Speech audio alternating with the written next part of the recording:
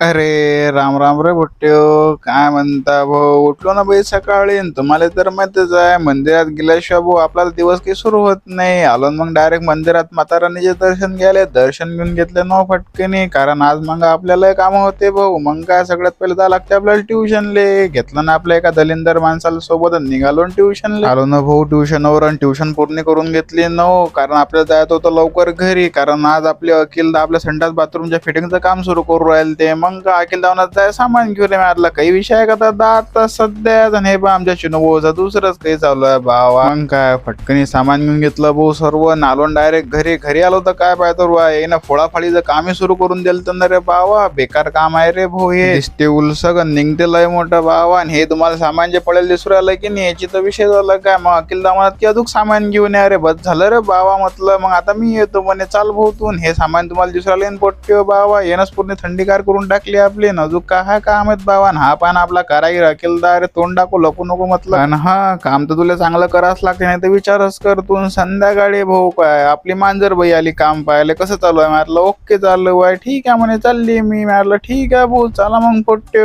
आजच्या एवढंच. भेटू आपण उद्या. तिथपर्यंत जय माता राणी.